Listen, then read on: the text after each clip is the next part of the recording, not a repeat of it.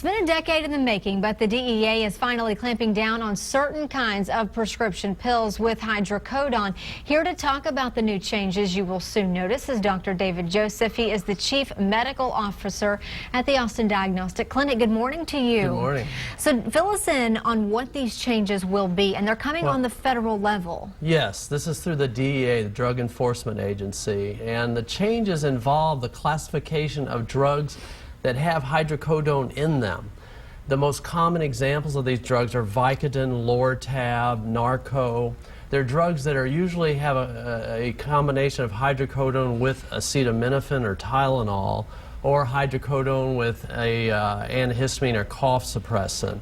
And these drugs are widely used, and they're going to be classified now as Schedule 2 instead of Schedule 3. Big difference. Schedule 2 means that the doctor has to use a very special prescription pad or a very secure electronic transmission method to get the prescription to the pharmacy. It also means that he or she cannot write refills on that particular prescription.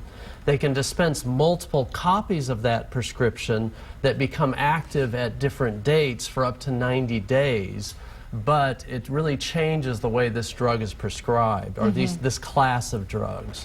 So before they could prescribe refills? Yes, before they could prescribe refills on the same prescription order. Okay. So I could write for 30 days worth of one of these medicines with 5 additional refills.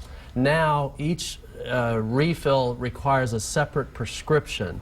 Now those prescriptions are designed in a way where I can write them and put a special date when they become active, so that in a single patient encounter I can give 3 months worth of the drug. But it's still a lot more writing or a lot more secure method of electronic transmission. And now that prescription has to be hand-delivered to the pharmacy? Yes, or securely electronically transmitted, which most offices, my impression, are not able to do at this point.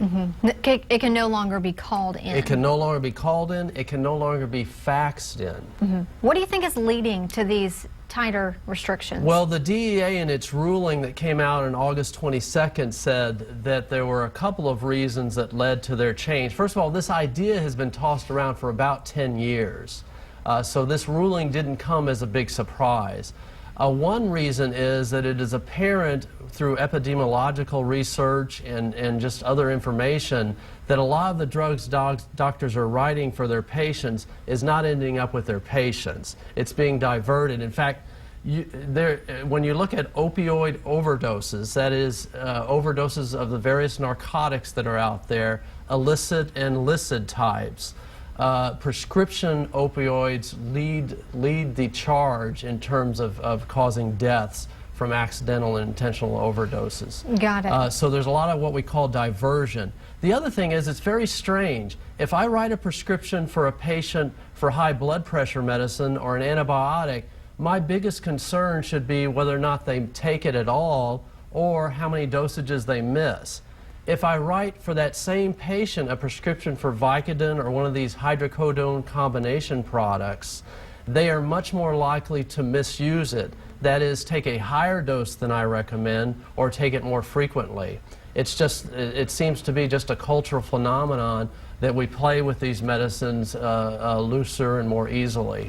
Doctor, we are already out of time this morning. Thank you so much for being here. Again, we do want to mention that the new restrictions go into effect on October 6th.